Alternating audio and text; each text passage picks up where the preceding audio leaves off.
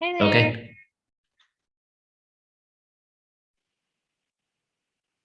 how about now?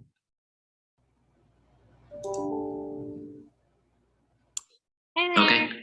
We're good. Hello. Hello. Hello. All right, you guys are up. I'm monitoring you on the side, so you should be all right. Great. So we are live, huh? Oh, good. Amanda's here. All right, we'll just wait a few minutes while people roll in. Hi, Amanda.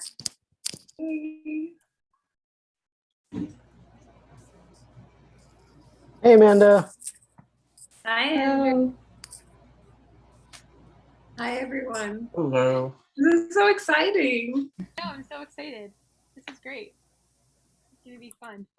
And then I just saw Elisa. Hi, Elisa. Hey, I'm just gonna get my cool background going. Thank Gotta you. figure that out. All right. So we are. I believe we're live. You guys, thanks for coming tonight. I'm really excited to be here. For those people that are watching that might not know me, I'm Nicole Chan. I'm the moderator this evening. I'm also the faculty lead of the Interaction Design program at Santa Monica College. So tonight we're streaming on YouTube, which is really amazing because all of our soon-to-be graduates, friends, and families can easily watch them present their work. Um, so I wanna introduce our guests. If you all wouldn't mind saying your names, a little bit about who you are and what you do would be awesome. Elisa, do you wanna kick us off? Sure. Hello. My name is Elisa Olenova. I am a graphic designer, art director, creative consultant. I work a lot with nonprofits and just generally on branding and infographics and web design, pretty much do it all. And that's because I worked at an agency previously where I worked my way up from being an intern to a designer to art director, design director. So I have like a pretty overarching view of different types of design. So hopefully I can give you all some good feedback tonight. You are excellent at feedback. I'm excited that you're here for this. Laura, do you want to introduce yourself to us? Sure. I am Laura. I am a learning experience designer, currently doing work at Lyft, creating content for drivers, anything from how to use the app to like how to do taxes as an independent contractor. And I've also taught classes on design thinking at the Stanford D School and with IDOU. So always love coming and hearing the student presentations at SMC and excited to be here tonight. Thank you. We appreciate you being here. And Amanda, do you want to introduce yourself? Yeah. So I am an CIXD alumni. Graduated as part of the first cohort to go through the program, and it's super exciting to be back here, seeing now, the later iterations of students coming through this very, very special program. I have, since I graduated, worked as a lead UX researcher for a digital transformation team at JP Morgan Chase. And it's actually now wrapping up my last week there in a transition phase going into a UX research role at Plaid. So exciting new steps. That's very exciting. Cool. Thanks for introducing yourselves. So a little bit about our event this evening. We're doing this Pechakucha style, and Pechakucha means chit chat in Japanese. And the way Pechakuchas work are there's 20 slides, and you have 20 seconds for each slide. So it can be a little nerve wracking because the slides just kind of keep going. So you have to have your talking points down, and our students have been preparing for this, but just a little bit about the format. And I'm going to assign each of our guests a student to focus on when they're presenting. And we're going to do the first three presenters, Andrew, Ava, and Casey.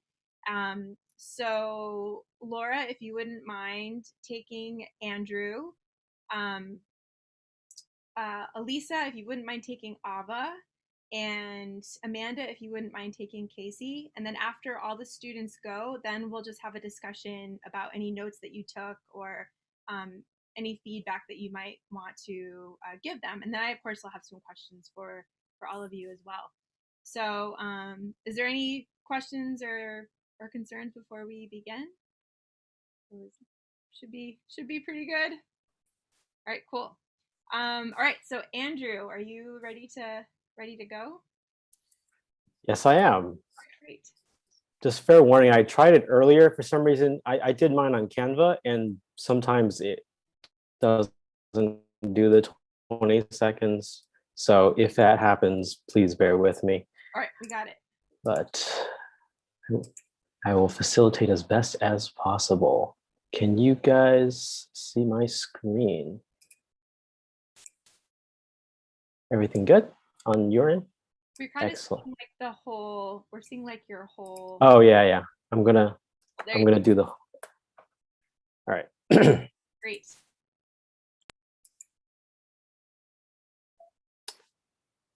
When Luke first assigned us this Pechakucha, I wondered to myself, what could I do with this? I didn't want it to be just another laundry list of my work. So I began to think about my time in the program. And there was something that really stuck out to me. And that was that there was a moment during a class design critique during my first semester here when I thought, wow, what am I doing here? My classmates were producing such beautiful designs and their minds just worked in such an artistic way that I just could never fathom. And that was something that had always plagued me. When I was at my first job as a UX designer for Enthrall Sports, I worked on a content creation app called FanCap for the Tampa Bay Lightning hockey team. It allowed fans to shoot their own videos, stream to the big screen, and vote on live contests on their phones. Now, I could make wireframes, plan out logic flows, even write out extensive documentation for dev handoffs, because this was a long time before Zeppelin and Figma. But graphic design, that was someone else doing it. Like that was just never really in my toolkit. So for quite some time, I didn't really know what my place would be in this field of experience design. Now, people always tell me, it's okay, Andrew, the non-visual side is the most important part. And while that is true, you couldn't escape the fact that the visuals helped you get that first look. So when I joined this program, I thought I'd finally have the classroom setting that I needed to help me bridge that gap. And that little tidbit that had eluded me. And I thought that being surrounded by others that had these skills somehow would rub off on me, push me to be better at that somehow. Now, this might sound like I'm building up to some kind of storybook Disney ending where I overcome all obstacles and slay the dragon and discover my hidden illustrator talents. But, you know, life's not a fairy tale. But what I got instead was another gift entirely.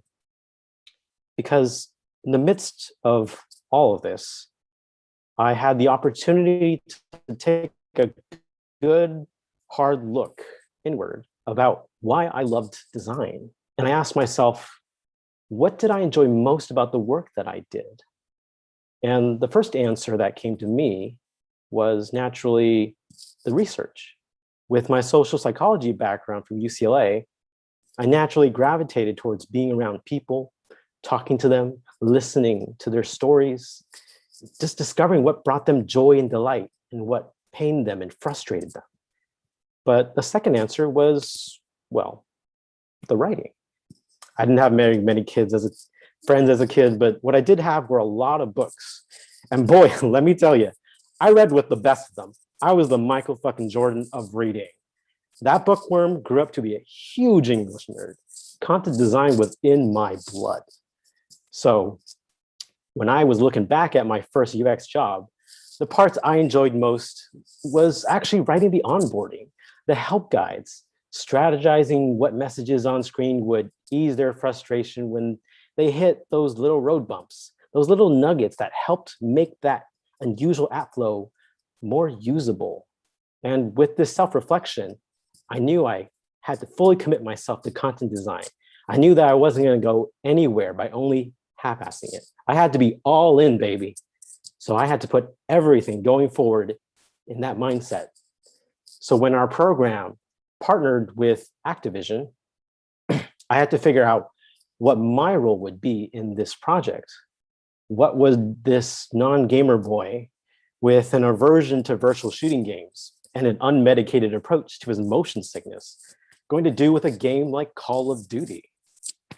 Well, I'd have to find my own focus and champion what I knew did best.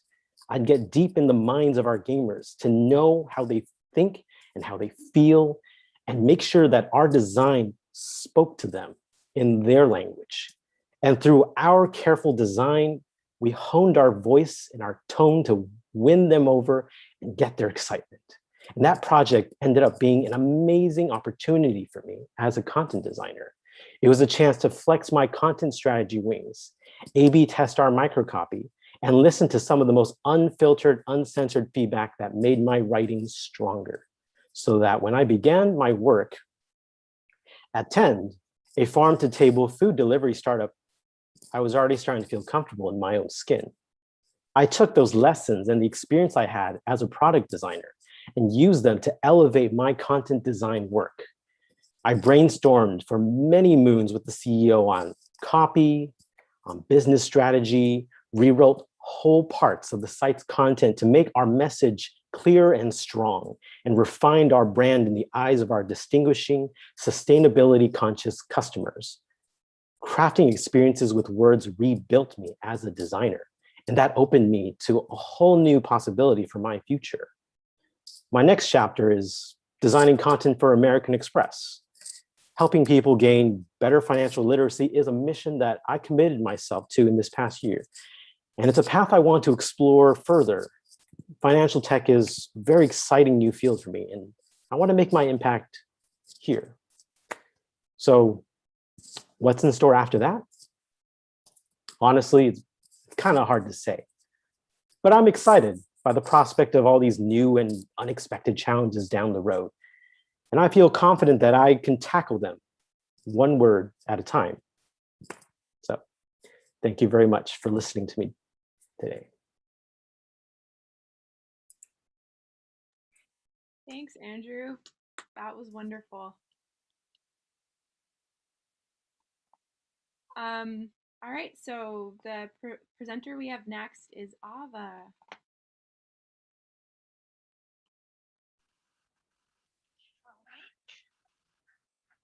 Hello, everybody.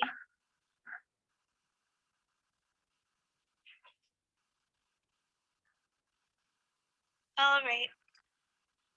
Hello, my name is Ava Arshadi, and I'm a user experience designer born and raised in Los Angeles, California. I'd like to tell you all a little bit about who I am and how my life has shaped me into the designer that I am today. I used to be an extremely shy kid.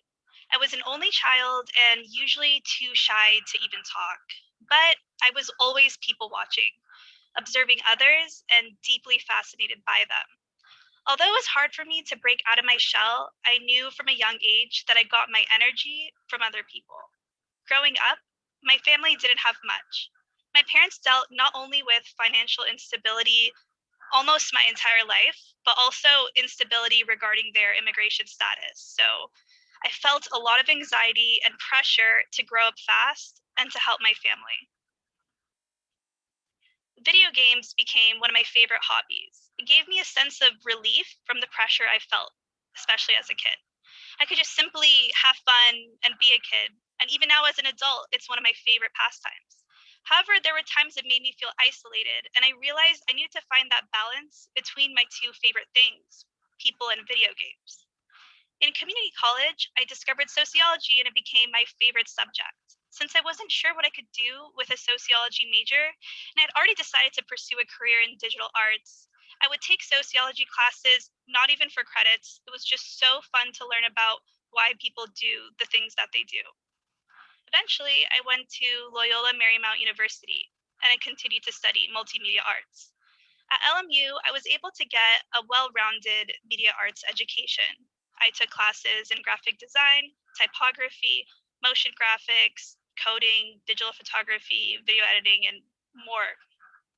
And throughout my years at LMU, I volunteered at Venice Global Awareness Elementary School for a program called ArtSmart, where I taught various fine art disciplines to 4th and 5th grade students. It was so nice to be able to have these moments during school when I could step away from the computer and spend time with these kids.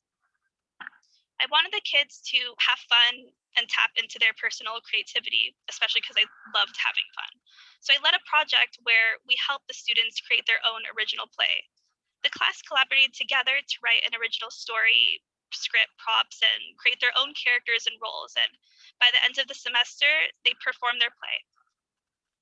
For my senior thesis at LMU, I wanted to create a project that helped people understand themselves and introspect their behavior, patterns, and thoughts. I created a mobile app prototype called Reflect, a mood diary where people could note how they were feeling at any given moment and reflect back on it later. This is my prototype being displayed at my senior show. And after I graduated, I was eager to go get a job as soon as possible and hop into the workforce just to start helping my family out. I started working at a digital agency, creating digital designs for various media platforms, but I was stuck at the computer 8 hours a day and honestly felt extremely unhappy and unfulfilled. I came across the IXD program and learned that I could change my career to focus on the design of the interaction between people and products. When I realized I could be doing more meaningful, people-oriented work, I decided to dedicate another 2 years to interaction design and get my second bachelor's degree. For our very first design project, we were challenged with solving mobility issues at a major city center. Our team decided to try and help bikers on the Venice Beach bike path. We put ourselves in the user's shoes and bike the path ourselves and witness people falling off their bikes and the congestion and face issues of our own, as seen in this photo. We interviewed locals, tourists, and families, from which we were able to uncover a key insight that the bike path was extremely unsafe and full of hazards. I had a lot of fun talking to these people and hearing their stories and seeing how, although these Venice Beach bikers came from different walks of life, they shared a common problem, which was safety. And after conducting our user interviews and field research, we came together as a team and started brainstorming ideas on how we can help these bikers feel safer on the bike path. And here's where I realized just how much I loved working on a team and collaborating with different minds to come together, combine our ideas, and figure out a solution. Here's another project where I was able to collaborate with my peers to create a board game surrounding the theme of environmental consciousness. We evolved our board game through countless playtests, where we learned how to make our board game balanced and engaging for our players, and we'd scrap ideas that weren't working. After spending early mornings and all-nighters, tossing ideas back and forth, leaving the computer to craft with our hands, devising game mechanics, and promoting each other's design skills with constructive feedback, we produced Trash City, a fully fleshed out competitive board game about recycling. Then last semester, something amazing happened, and we were told we're going to partner with Activision to create a design project for their Call of Duty companion app. It was a very, very memorable moment for me because it tugged at my childhood dream of working with both people and video games. I wanted to dedicate my project to promote inclusivity for a male-dominated space like Call of Duty, since we found female players were constantly verbally harassed over voice chat. My team and I conducted user interviews with female Call of Duty players in order to understand how it can make their gaming experience safe and enjoyable. Using what we learned from our user research, we created a player rating and matchmaking system that utilizes the Call of Duty companion app to filter out toxic players. We were able to present our insights, findings, and finalized product to Activision directly, with the hopes of making these female players' voices heard. And as long as I continue to do work that involves interacting with people, understanding their needs, and helping them achieve more positive experiences, then I'm happy. Thank you so much for listening to my presentation, and here's my contact information if you'd like to get in touch. Thank you. Thank you, Ava. That was wonderful. I'm like enjoying so much seeing all of your work before you were in the IXD program and how it fed into what you're doing in the program. And I'm excited to see where you guys go with all of this work. Awesome. Thank you. All right. So our third student for this portion is Casey. Are you ready to go?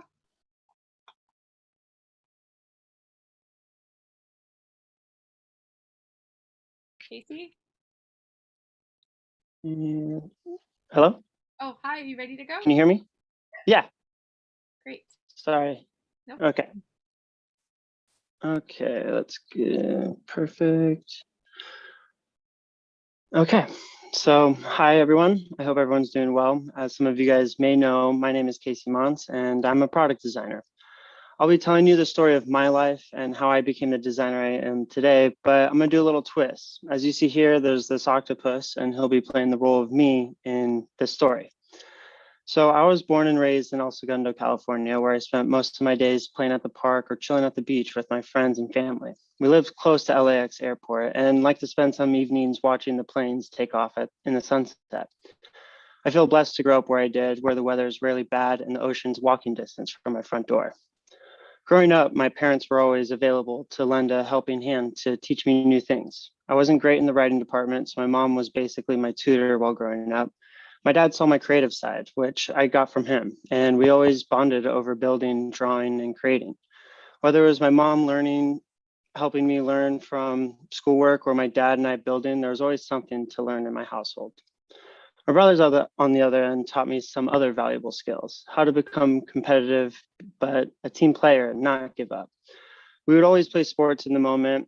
We woke up to sundown just about every day. When it was our time to go home, I remember ending our days watching the Dodgers and Lakers on my brother's TV. But I remember seeing Kobe Bryant for the first time. Kobe was an athlete that anyone could look up to, from watching him play and run the court and his drive to always being the best. Also to see how he was off the court with his daughters. His dedication to basketball and his family is inspiring. I strive to be like Kobe.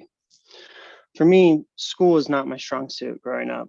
I always found it boring and didn't have much interest. In high school, I was able to get by, but was able to find my passion in art. I loved art, and after seeing how Kobe was with his passion, I wanted to have the same drive with it in my field. I wanted to be the best that I could be. So therefore, in high school, I created a series of art pieces for an art project and came up with a theme of a day in the life of an octopus if it was a human. And that's where my octopus friend came from. I've always felt that this character is a representation of myself, or even more like a spirit animal. But this octopus has never left my side throughout my design career so far.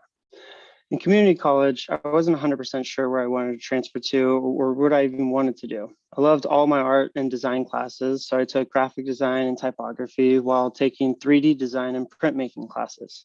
This is where I found my love for design in other areas I wasn't expecting to. But what happened later was I wasn't sure what the next chapter of my life was going to be. But I was recommended to look into this program at SMC. So it hit me that I needed to apply it to the IXD program. And this was a great opportunity for me. This is a new type of design that I've never really worked on. So this was super exciting to be trying something new and broaden my design skills even more. The IXD program taught me so many things that you could technically be wearing a lot of hats if you wanted to. I really enjoyed designing wireframes and building an experience for the user. There were so many things that we learned that really stood out to me, from researching to interviews to building the product. This has been just an amazing adventure. I learned to work as a team in the most efficient way possible. You soon realize that all in the product will come out, but working with good products become a great and amazing product. And also, I loved working with my hands and building. So taking product design was such a great class to take. In the spring of 2020, we were instructed to build a product for users to interact with each other while they're not in the same area. So this was a great way for me to start to draw orthographic drawings, to design our product on the computer, to then actually building the product. One thing that I did take away from this program was to present to real stakeholders and how to present professionally. I have never done anything like this before in my school, and so I see myself working for a design firm at some point and presenting my team's work to stakeholders. I like presenting. I feel like it's a nice way to move around and you're talking about a project you've been working on. While COVID going on most of 2020, though, our class and program had to adapt to new world and everything changing. The hardest part was working with groups remotely. Everyone was on different schedules, and we as a team were not good at managing our time. But after learning some tricks about and having able to manage time better. One thing I will take away from this experience, and the biggest learning, is that I need to be open to change. When there's new opportunities in front of me I have never tried before, I shouldn't be afraid to, but be open to it. You never know what you're going to learn from those experiences. I've always lived life glass half full. In one of my favorite movies, Ferris Bueller's Day Off, Ferris states, "Life moves pretty fast. If you don't stop and look around once in a while, you can miss it." This quote has always resonated with me, and I'm aimed to live by this quote because I feel like it's so true to life and with this program. This has been such a great opportunity and great experience that I'll never forget. After this program, I plan to continue at my craft and work for a company where I can work with my hands while applying my design skills to build the UX and UI of the project. I want to stick to the mentality I learned from Kobe and strive to be the best that I can possibly be on and off the computer. In the meantime, I plan to be a freelancer for small groups or companies locally. I want to build out my portfolio where I can display all types of work that I could do. I feel that freelancing is a great way to gain experience in communication with clients, time management, and much more. So currently I'm doing my own design work for local shops around my town where I've done product callouts, branding, and illustrations. Ever since I got into designing, my dream was to own my own design agency. Here I envision having a small team of individuals with different strengths where we can all bring something different to the table. Seems like a lot of responsibility to run a business, but after these experiences I've gained through school and new experiences I've gained through work, I am confident I'll be ready to take the next steps. Thank you so much, and I hope you guys enjoyed.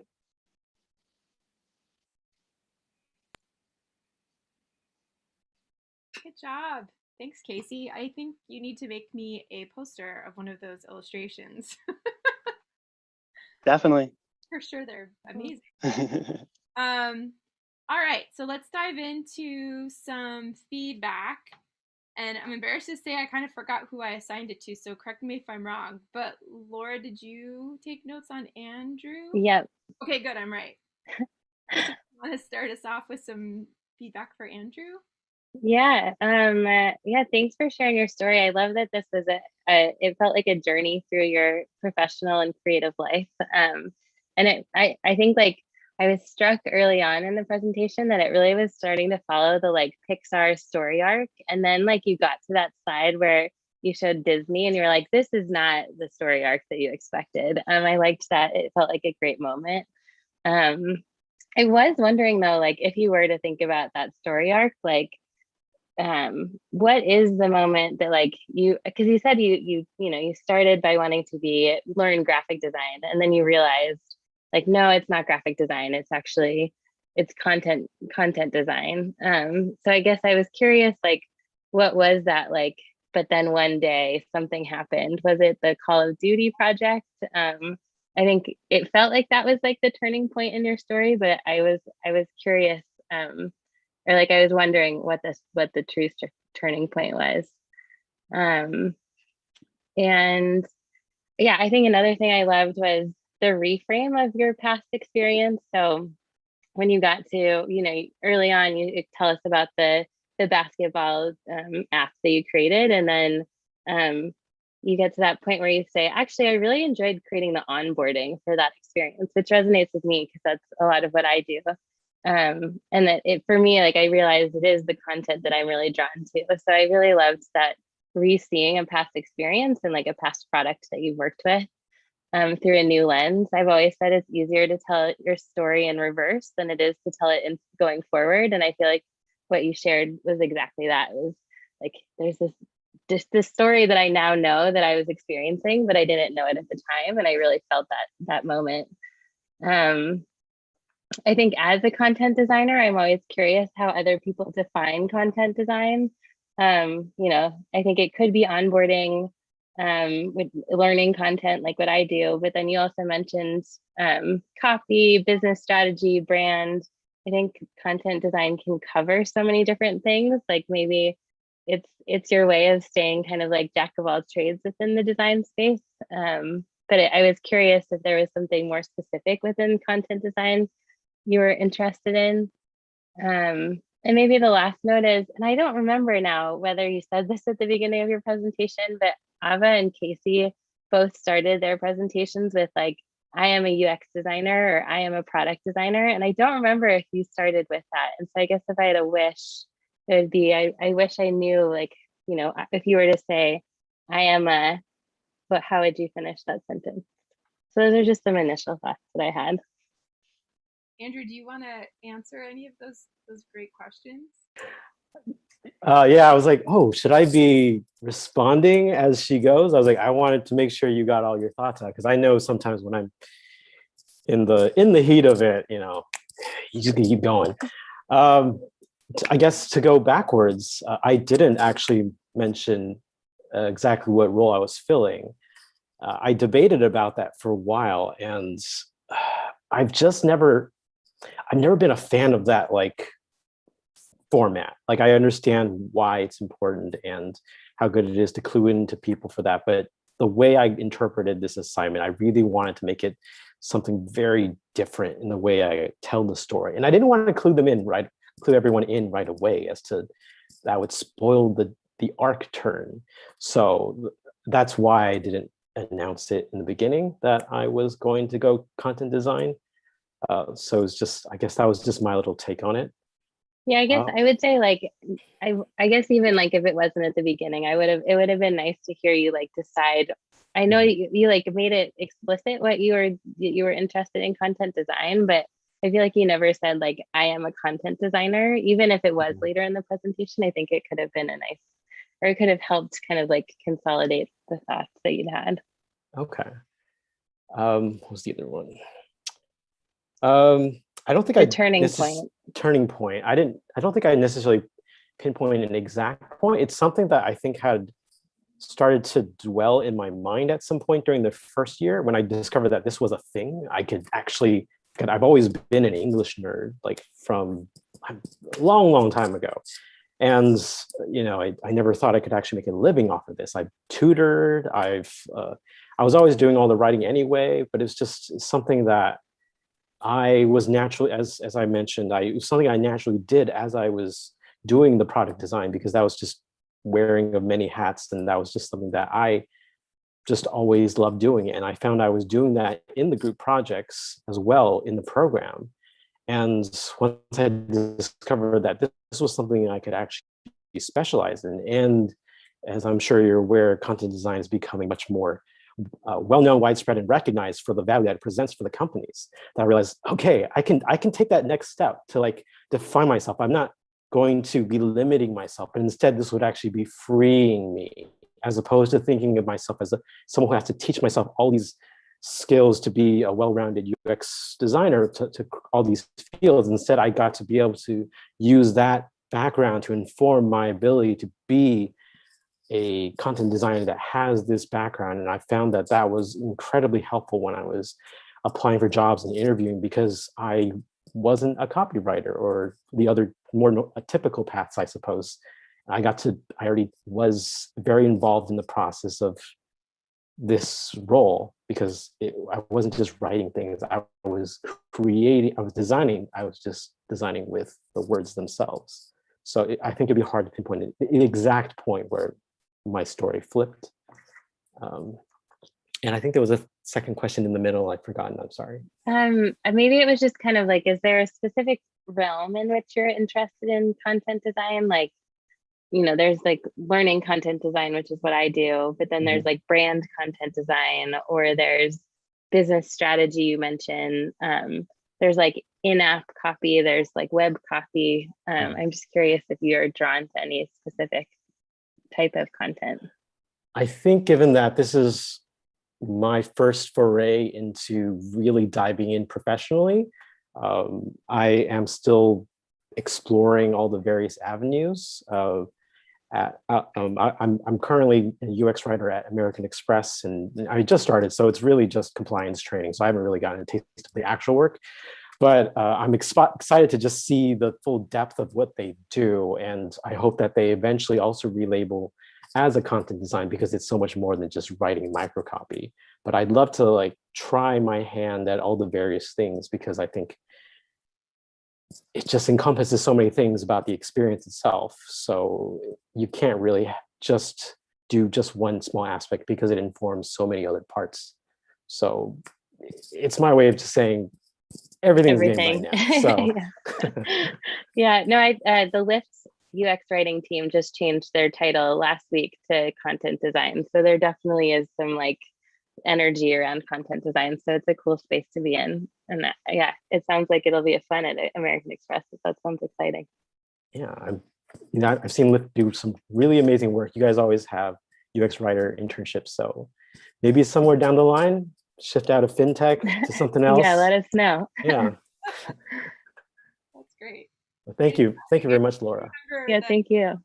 Andrew, I remember a day you came in my office and you're like, UX writing. You're like, this is it. This is me. Like, you're like, this is real thing. I was like, just thought that was really cool. It's nice when you can figure out what you love can actually be what you do, which is how it should be for everyone. But yeah, that's lovely. So I think, Amanda, did I assign you Ava? I think Casey. I took notes on Casey. Okay, good. So it was Elisa. I knew it was an A name. Elisa, I signed you Ava. Okay, good. Whew. Yep, that's me. Don't worry, I wrote notes on everybody anyways. Oh, Surprise. thank you. No, Ava, I think you did a really good job. Just presentation wise, it was a really great flow. I completely forgot it was even a Pechakucha style presentation. It just went smoothly. I did like that you wrote that you were an experienced designer. That was pretty direct. Although, you know, I can see why there would be reasons to not be so specific as well. But I liked the directness. I also really liked, you know, how you really tackled like with the recycling game and the women in video games. It's really clear to me that you want to tackle real world problems using design. I like that passion that came out just through the projects that you chose to work on. I also feel like you had a really good flow. Like I could tell, I could really hear how your experience from growing up to going to school to working, that really stacked up to the skills that you have now. And that's a really important story to tell people. It just builds your credibility. I also just wonder, because I loved how throughout your presentation, video games were they seem to be a pretty big part of your identity, which is rad. But I also kind of want to think of, like, I would love to hear about it more as like a metaphor in terms of maybe even the video games you played as a kid, like maybe what were some of your favorites and how do they maybe relate to the type of work you do now, like using the way that you like working in teams, or maybe there's something about, you know, finding the objective and resolving it, and like just I would love to hear more about like the types of games you like to play, and then maybe how that energy you had still plays out. Like maybe you feel like you're playing a video game when you're working on some of your UX. So yeah, those were all my thoughts. Great. Thanks, Elisa, for your thoughts. Any follow-up questions or? Well, thank you so much. Like, just you saying the like idea of incorporating video games from my childhood like sparked so much just now of how that could tie into like now and my like me as a designer now.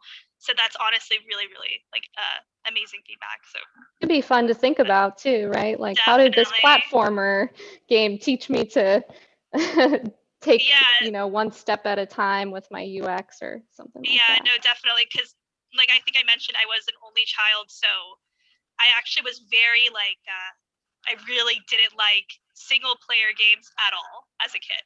Like I just wouldn't play. I would constantly like want to play anything multiplayer, even on my own. I just wanted the like aspect of just having other people around. So it just like that was awesome. So thank you so much. Cool. Good job. Congratulations. Awesome. That's interesting, Ava. That would be a fun thing to wrap in, you know, to because you're gonna have to talk about yourself more. Oh yeah. It's always helpful. All right, Amanda and Casey. Amanda, do you wanna? Yeah. Wow, Casey, that was incredible. It's like so well made. You had me from the very get-go. The first note I took was on your first slide, just seeing the octopus. And the note I took was like, why? Like curious from the very beginning. I think the whole presentation just incorporated so much. It's so authentic. You're really telling your own story. You're bringing in aspects of your personal life, demonstrating how family. Oh, did we lose him? Oh no. He was so overwhelmed by your praise. He'll be back. He'll be back. Yeah. He'll just have to watch the recording. I know, I was thinking that too, but I was like, that wouldn't be. Oh, there he is. There you are, you're back. Sorry about that. I don't know what happened. Of course, when you're talking to me, that of course had to happen. I know. That's super rude, Casey. No, I was just saying, like throughout the whole presentation, you're just like really bringing in your own personal story.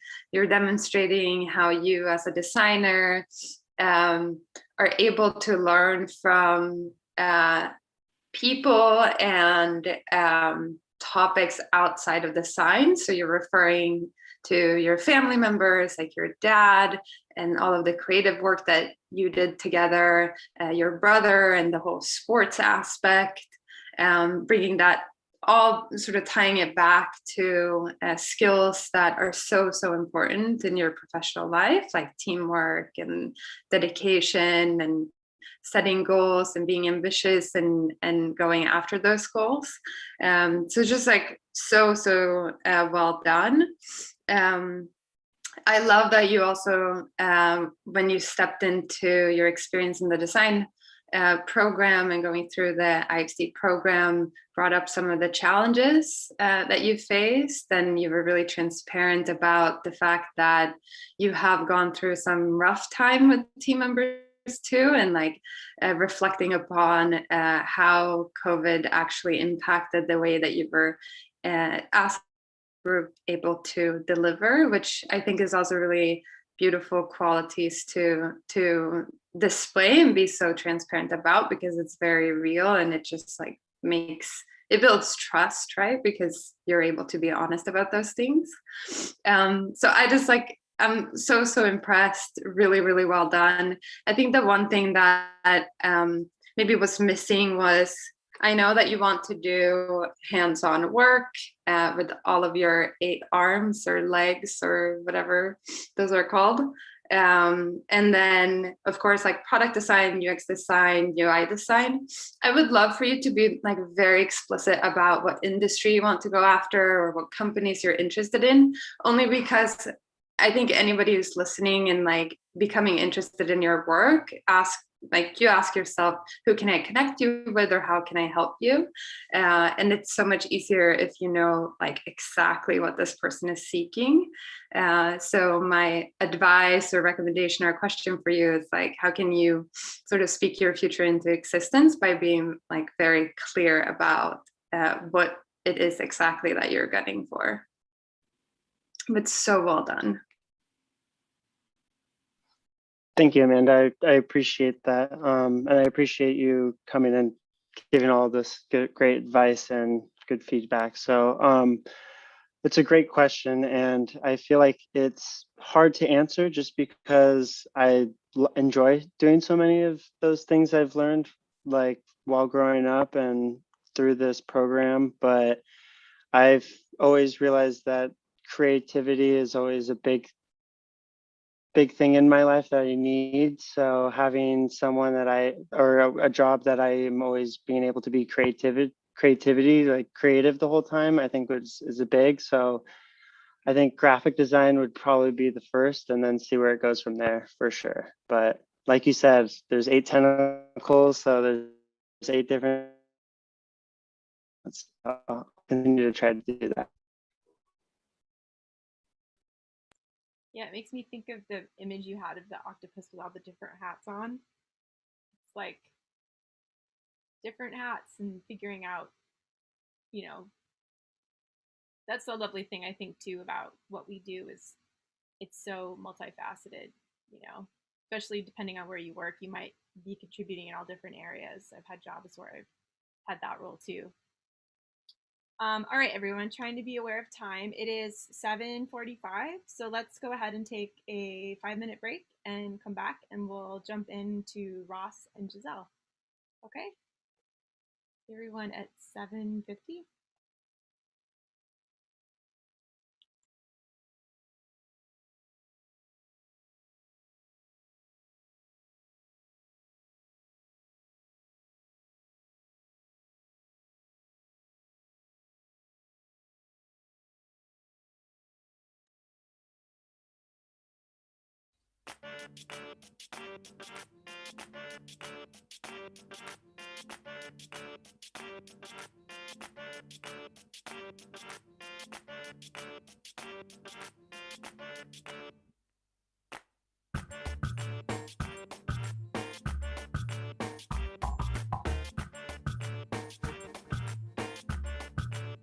No me pidas que me quede esperando, no me pidas que me esconda y me vaya, no me digas que mejor que me aguante, para ver si la cabeza me talla.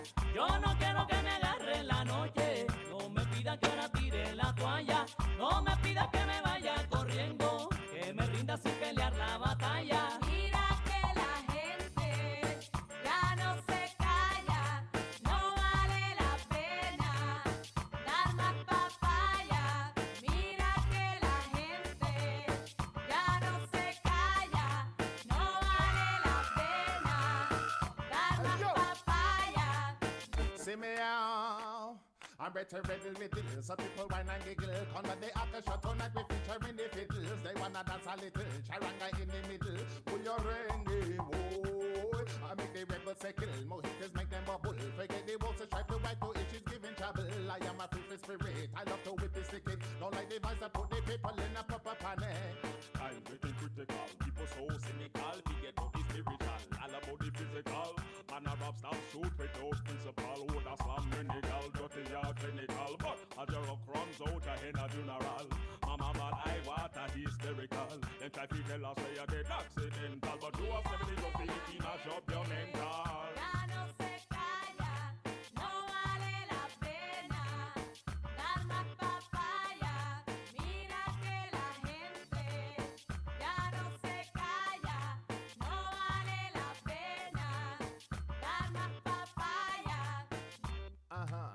No isn't in the rhythm, more happiness we give them. I am the drums, it is my melody where I can swing them. I am the needle and groove, the dancing tools and the moves. We wanna party, we have nothing to prove. Tonight you're having no fears, dancing with musical chairs. With signs of rubber wood, put your hands them up in the air. Try this last, bonitas, I love your life, I eat us. One love for me, gente,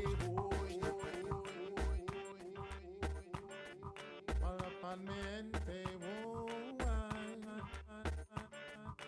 Mira que la gente ya no se calla, no vale la pena dar más papaya.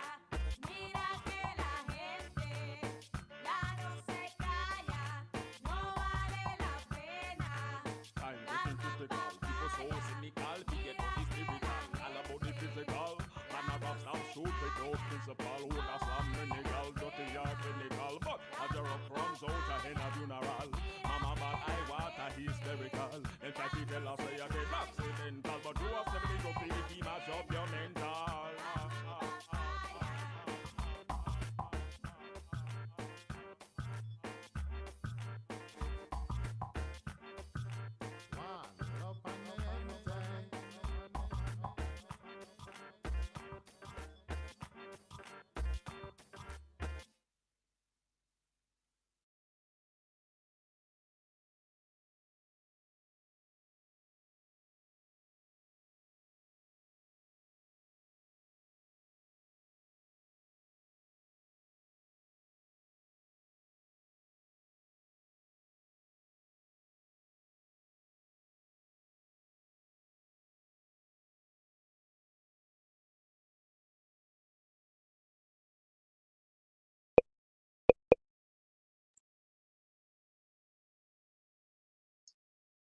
right, everybody, welcome back. So for the last two, I was hoping, Elisa, you might do both since you were so good at taking notes for everyone. And Laura, if you might also do Giselle, and Amanda, if you might review Ross. And then Elisa, if you could do both. Thanks. You guys are awesome. All right, Giselle, are you ready to go? Yes. Let me pull up my screen. Perfect, thank you.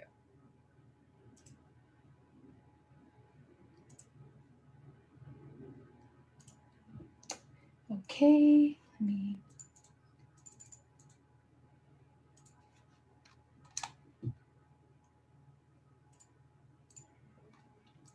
All right. Hello, I'm Giselle Hurtado. I'm a UX designer and researcher based in Los Angeles, and I have been creating for over 5 years. Today, I'm going to be talking about my journey to becoming a designer and what inspires me every day to continue to create. When I was young, I was never certain of what I wanted to do with my life. The only thing I knew was that whatever I was going to do would be for my parents, and it would be something that would make them proud. It was probably that restraint that filled me with so much uncertainty.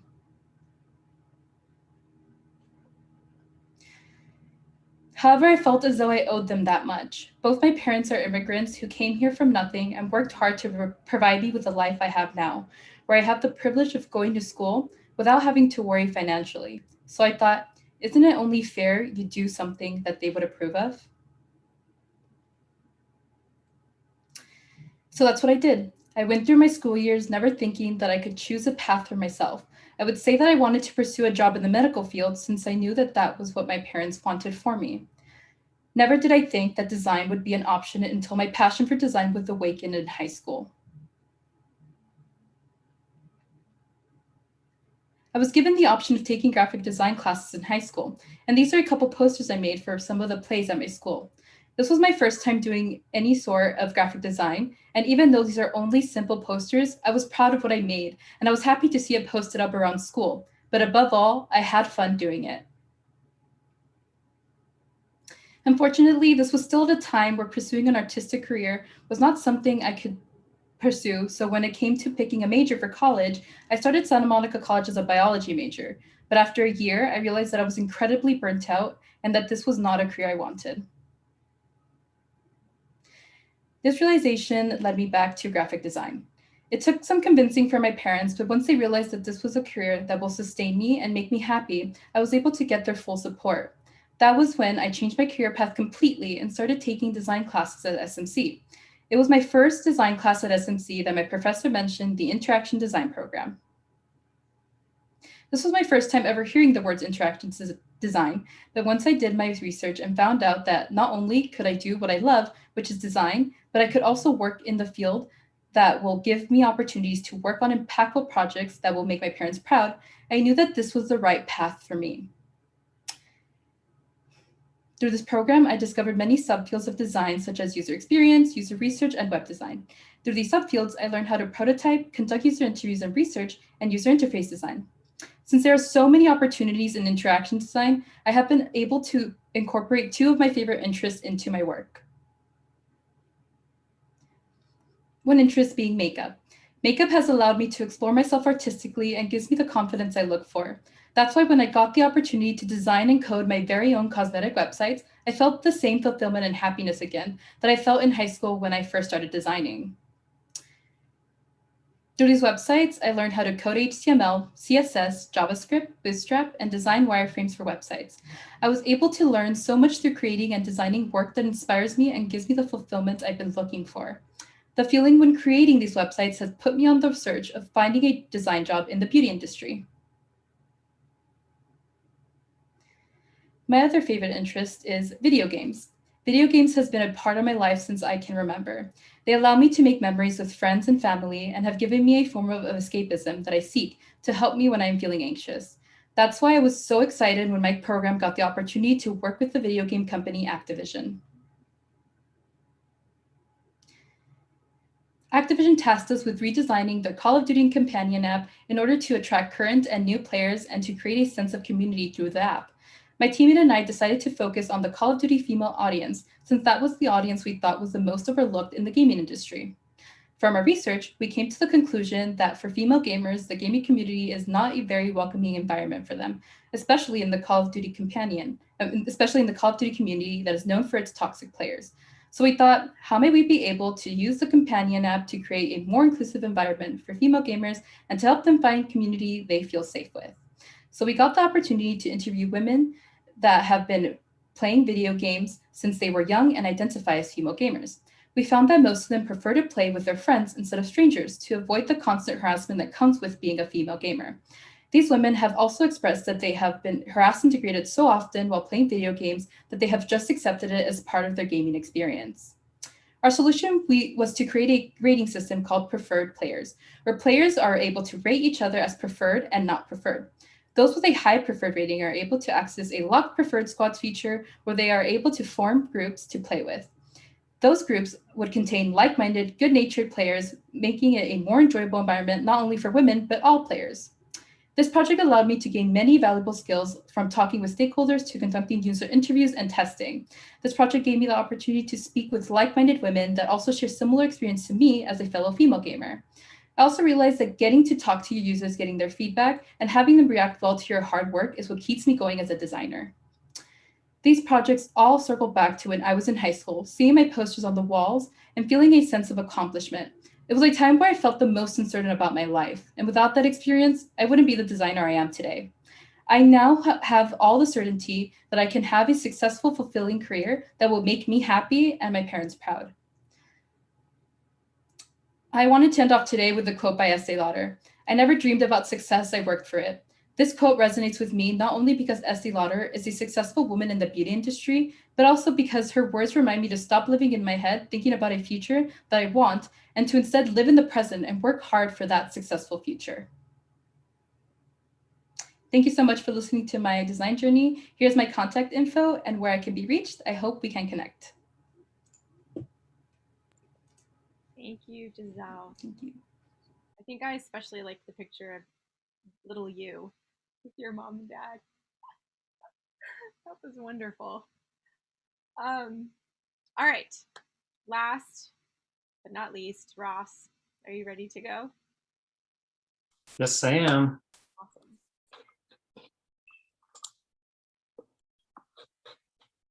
Oh, whoops.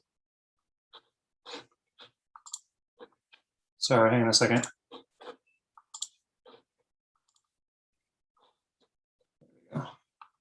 You say that all right?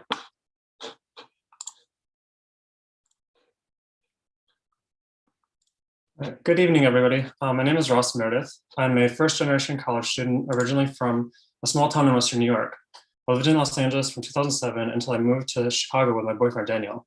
I've enjoyed exploring this incredible city more and more every day, especially now that my new bike has arrived and the weather is getting warmer.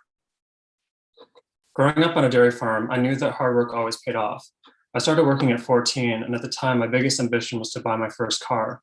My mom had her own landscaping company, so I started helping out during the summers.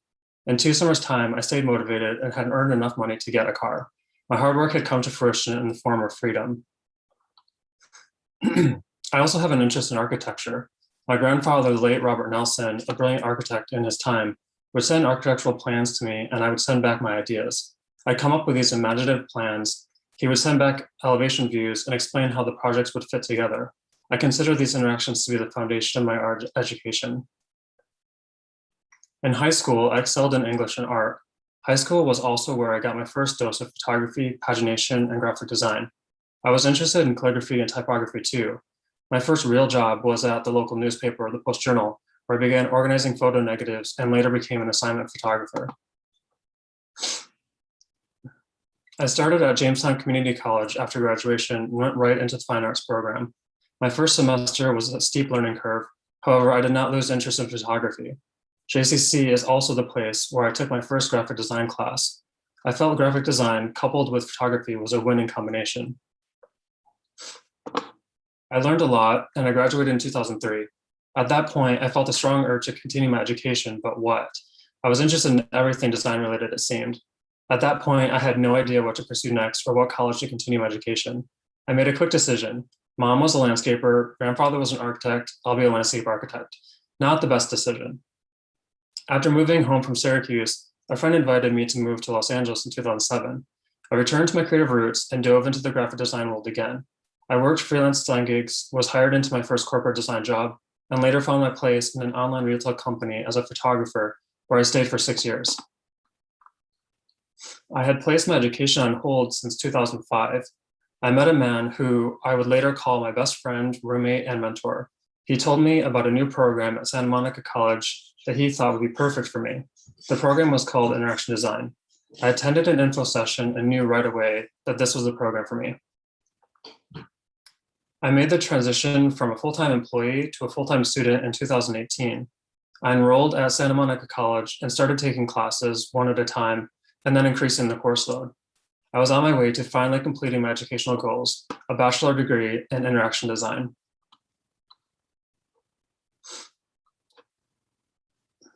My design hero, Mike Montero, continues to shape my manifesto on design thinking and best practices. I have always had an interest in psychology. I feel like I've kept that on the back burner, but have realized how much psychology plugs in with interaction design. I may continue my education in psychology to build upon my understanding of the mind to help more folks ethically. My time at SMC, and specifically the Interaction Design program, has given me the confidence to launch into the next phase of my design career. I have had the opportunity to be a leader in teams and clubs, brainstorm, and bring visions to life in product design. I'm indeed a more well-rounded designer now and strive to use the best practices of design thinking. In an 8-week design sprint partnership with IDEO and Beyond 12, my team worked together to find a way to mobilize students with disabilities on campus. We found there was a significant disconnect between applying for accommodations and communicating those needs to the professors. This process is best when it lessens the barriers to success. One of our solutions was to streamline receiving accommodations by giving the students a form to be filled out at the start of each semester. Our second solution was the addition of a community board to the Beyond 12 app. This community forum would allow students to field questions and interact with other students by giving them a platform to discover answers. In our Design for Community Change class, we partnered with Activision to look into ways to increase engagement within the Call of Duty companion app. Call of Duty has a steep learning curve, which can lead to frustration amongst new players. With research, we thought to catch new players and give them a platform to level up their skills before jumping into the game. Halfway through the project, we partnered with another group that had a similar scope. We found out that many Call of Duty players looked at online videos and content creators for tips and tricks. Our final revised prototype added a filtered video search function, a new, easier to find location for saved and subscribed content, and a place for video feedback. I had the unique opportunity to participate in Design Challenge with Snapchat this semester. This project challenge was my first time working in the augmented reality field using Snapchat's Lens Studio software. The challenge centered on the Urban Lights sculpture at LACMA that was created by Chris Burden. In an attempt to give Snapchat users a way to experience urban lights virtually, I incorporated images of urban lights into my design by pixelating a field of street lamps that move across your smartphone screen. The filter slightly pixelates your vision, and the streetlights move on top in a cloud-like manner. Over the past year, I have served on the board of directors at AIGA LA. I started in the chapter directly after George Floyd's murder and the subsequent nationwide protests. These protests shaped the chapter and the country in ways that I could never have imagined. I gained important diversity, equity, and inclusion training and learning about nonprofit governance. I always strive to keep abreast of current events and social justice movements. I know the importance of being a champion of all voices and helping whenever and however I can. I understand that the most important stakeholders will be using the product or service that I may be designing. I feel that with my experience in education, I will be a strong voice in those conversations. I appreciate you listening and taking the time to get to know me as an emerging interaction designer. I'm ready to lend my experiences to create positive change in the world. I look forward to the next chapter of my life in this exciting and ever-changing design world. Thank you very much. Thank you, Ross. That was great. All right, let's kick off our feedback. So Laura, do you want to kick off feedback for Giselle? Yeah. Again, thank you for sharing your story. I think it just like gives so much more context to current designs to know more about kind of like where you came from and what your mindsets were going into starting the program. I think like at the beginning, I love the idea of uncertainty. Like I think that's something that is kind of a theme, I think, in a lot of the presentations tonight, just an uncertainty about like what you want to do. And I think this program being a way to kind of explore that uncertainty. Um, and it just, yeah, really resonated with me in my career path too. And I think like similarly growing up, like I thought, you know, you could be a teacher or a lawyer or a doctor. Like it felt like the options were like so small. And then when you find design, it feels like all of a sudden there's like this openness to potential career futures, which I didn't even understand when I was younger. So that also really resonated. I think it was so fun to see your designs from high school, and then to see the designs throughout your years. I think that gives so much context again to kind of like where you are now. One question that I had about kind of the examples you gave, especially like early on, you seemed drawn to the graphic design, but you introduced yourself as a UX designer and researcher. So I was curious about kind of like where that switch happened. Like it seems like you have some strong interest and skill in graphic design, and then, but maybe it sounds like maybe you're going in a different direction. So I'm curious kind of like how that switch happened, and I'm curious what you're thinking you'll do next. I don't, I mean, you might have mentioned it in the presentation. I forget whether you mentioned what your next step in the journey is. Um, and then I guess the last thing is, I guess I've never given a Pechakucha talk. I've watched a lot of them. But I guess like I think of it as like you give a talk and then like behind you there are pictures, as opposed to there like in a regular presentation, there's like pictures that you talk to.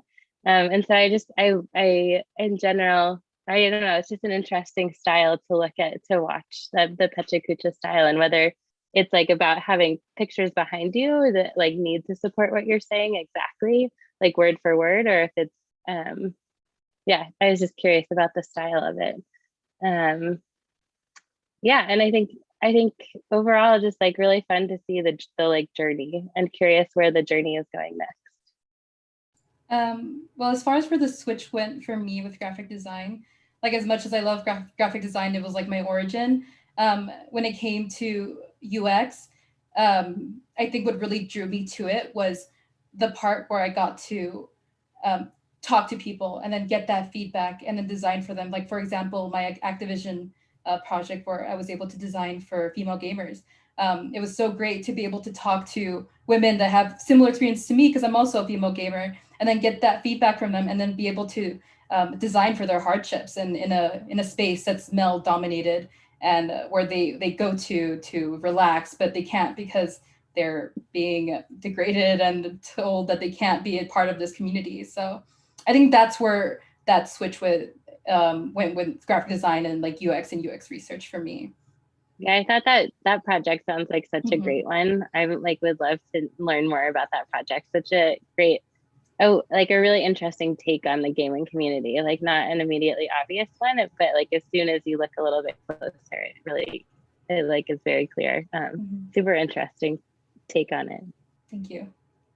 And then what was that other question? Oh, just curious what you're doing now. Oh, I don't think you mentioned it. My main goal is to get a UX design position in the beauty industry.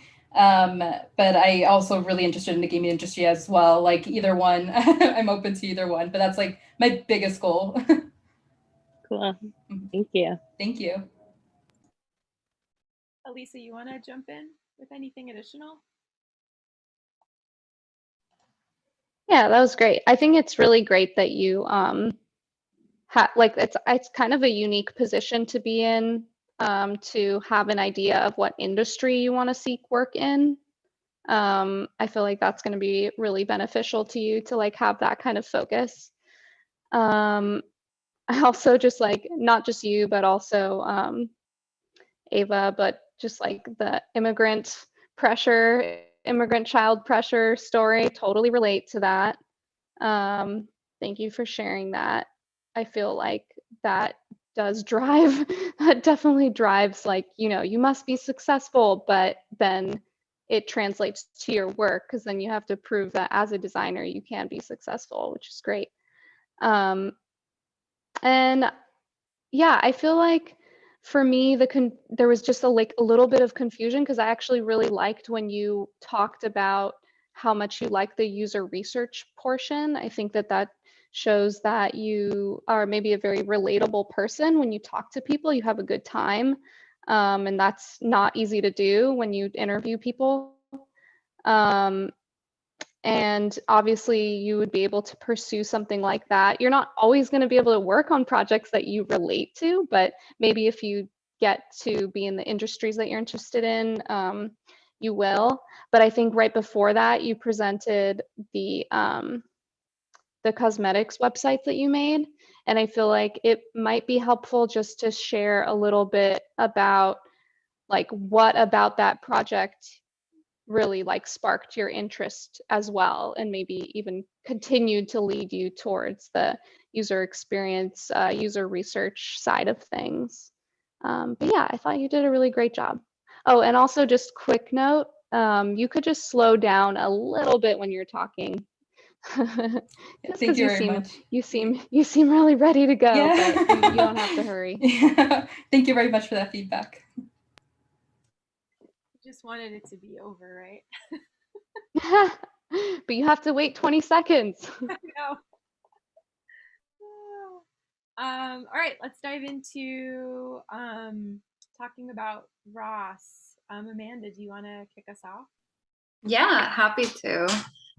Also really, really well done.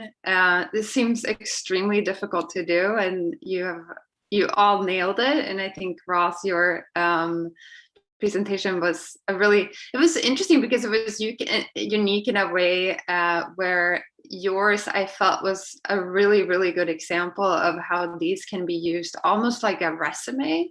You started out with like your personal story, your background, how family has played a role in your decision making and things like that. But then when you came to the part where you went into the interaction design program, I feel like every slide sort of hit on like a really key important aspect of like who you are as a designer, your leadership qualities, or the skills that you've demonstrated, your ability to work with teams.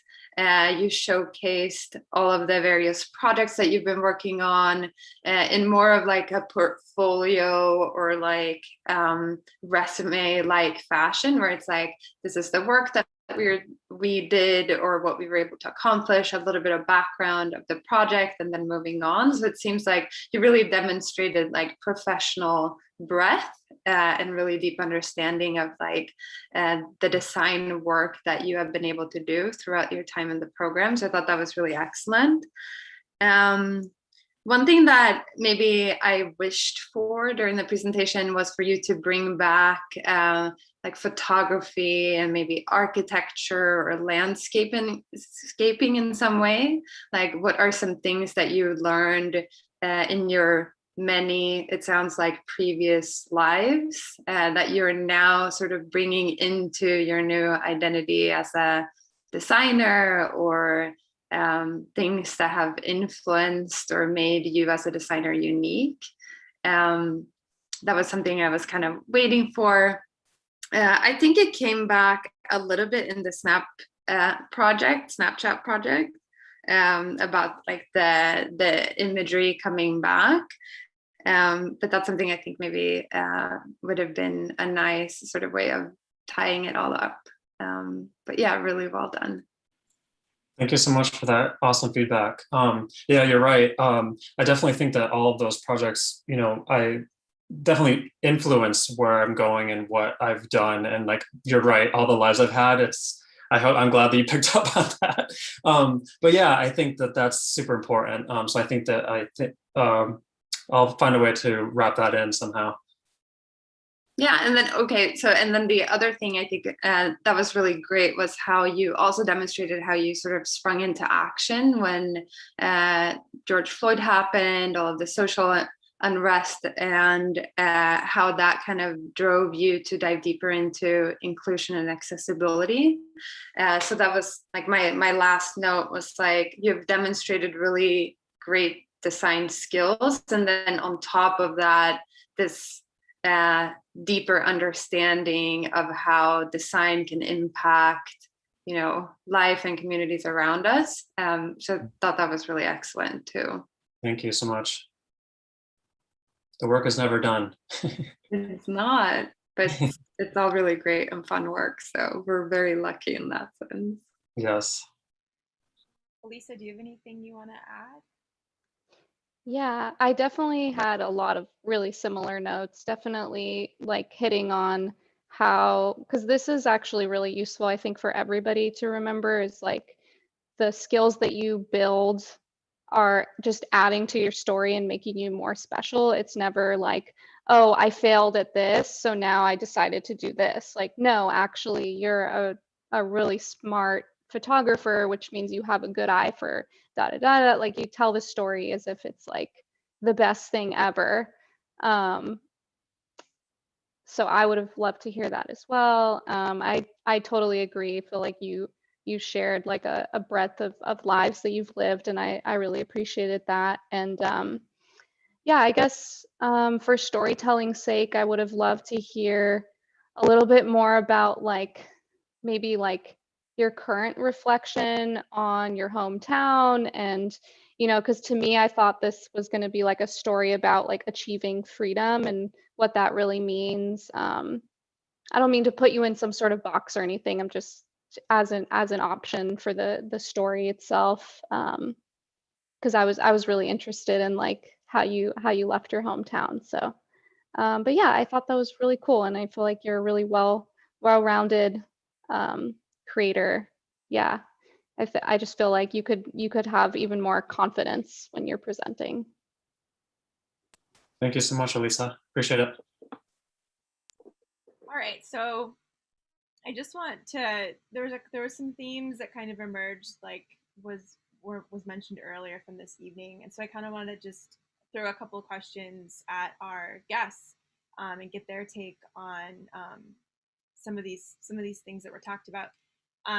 So I want to kind of open it up to guests and ask you about challenges of designing in a pandemic. I think it was Casey that mentioned the awareness around this, and you know what you've learned, and also what you see you might apply once things go back to normal, and what is that, you know, I guess kind of a future of work question for all of you.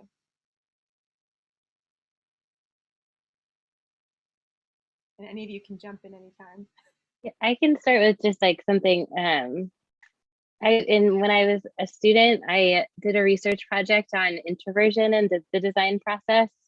And I think there is something interesting that, like, to the point of what might you bring back. I think one of the things that's been nice with the working from home experience is just the time that you have to kind of like sit with your thoughts without the constant distractions of like an open office floor plan.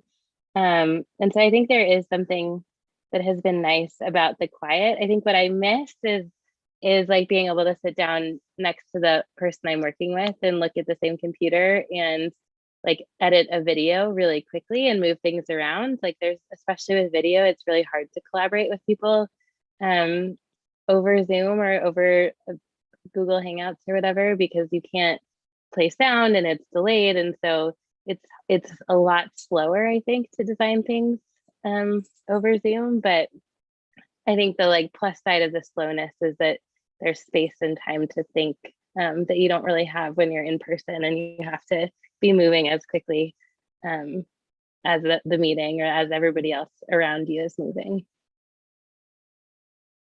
Thanks, Laura. Yeah, I can add a couple comments too. I think what was really interesting for my team was that we already did a lot of work remotely before the pandemic, because our team is located not just all around the country, but in various parts of the world. So we were sort of technically already set up to work remotely. So we switched to fully remote just overnight, like many of us did, right? And I think just like Laura mentioned, that means that you now have maybe more time and space because you're no longer commuting. The challenge for our team was to make sure that that time wasn't occupied by work, which ended up happening. I think a big theme of the presentations today was around just how like our personal lives and our professional lives constantly blend and shape each other. And it's sometimes difficult when you work in your own home to make sure that there is any line between the two. Like we had team members who started, very early in the morning, and instead of commuting, they were just working now, making themselves available for longer periods during the day. And now there's a huge hesitation to going back into the office because people don't know how they'll be able to get their work done that now that they have to commute again, which is a little bit unfortunate and something that we just now kind of have to wrap our heads around. But like adjusting, I think, has been a big challenge, not necessarily the work itself. Yeah, thanks, Amanda. I don't know if you want to chime in on this too, Elisa, or Yeah, I mean, similarly for me, I started my freelance business in 2020, like right in January. So it wasn't because of the pandemic. It was just honestly good timing for me because I was already setting myself up. I will say that like interaction with people was it. I actually really like talking to people and working in teams. So being a freelancer is actually a little bit hard for me. But I did get to know my clients better because things got a little more personal with people. Like when you're talking to people, you have to be like really understanding, really patient. There is crazy stuff happening for everybody. And I really appreciated that like side of being in business. People were really kind to me when I was going through things and, back and forth. So for me, the pandemic kind of like humanized a lot of the work.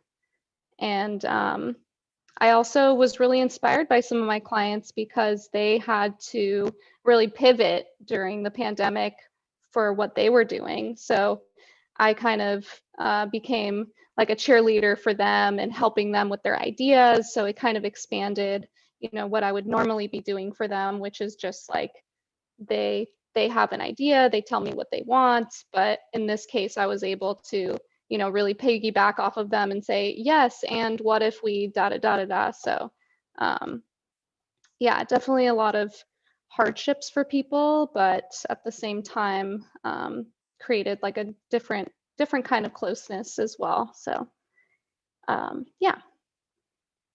yeah, thank you. Yeah, I noticed that a lot too, is just interacting with people because things were so close to the surface. You got to know what the struggles were, maybe not the full struggle, but that enough struggle was going on that we needed to be kind with each other, which I think was really needed, and it's a good reminder for always.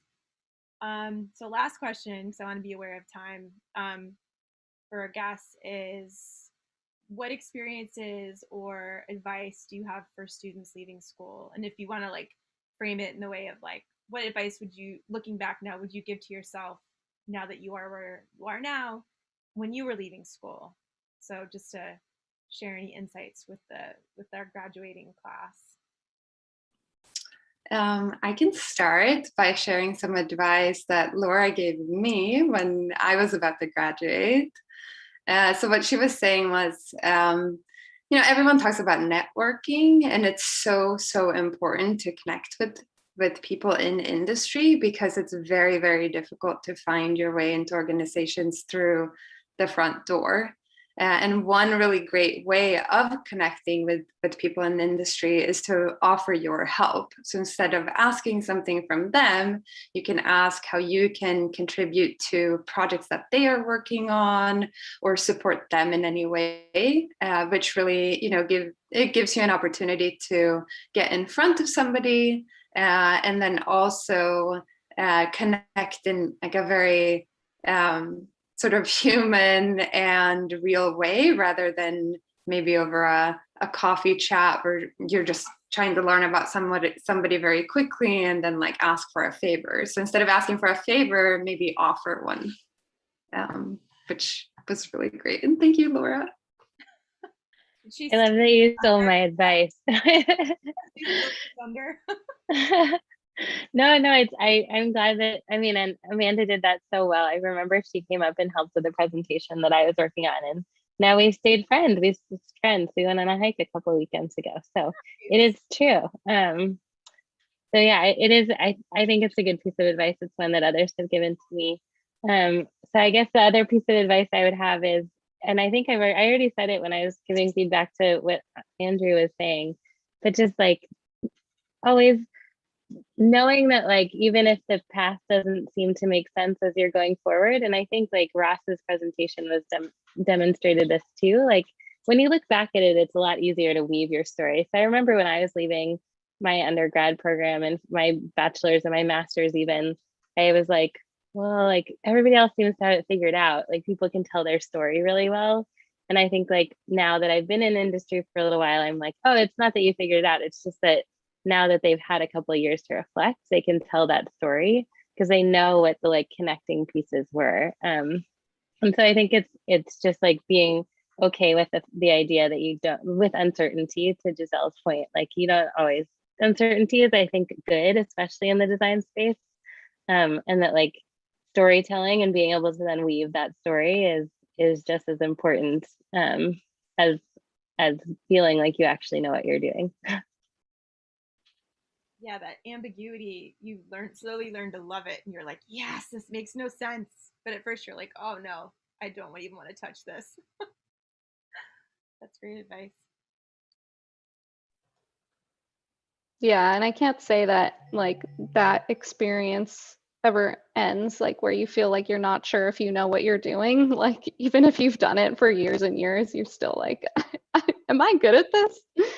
But yes, you are. We're all good at it. But yeah, I think that for me, it's like more in terms of seeking work. I feel like it's really hard to, I mean, for some of you guys, you're very succinct. You're like, I'm a UX researcher, like period. Like I know that's what I like. But I feel like for a lot of people, it isn't that clear, and there are a lot of opportunities where you can try out different types of design within a field and hopefully narrow down from there, or become a freelancer where you have to do like a lot of things at once. But I think that's like the beauty of design, is that it really like invades everything. So when you're thinking about like, oh, I need to go look for UX jobs, you actually can look for a lot more than that. It's like, okay, I can go look through, all of the brands I like shopping, all of the organizations that I think do really good work. Like, it's not just like, I'm going to go for a UX job. You can just start making a list of all of the interests that you have and the people you know, and connect the dots that way as well. That's great advice. Yeah, I think that speaks to some folks who talked tonight here.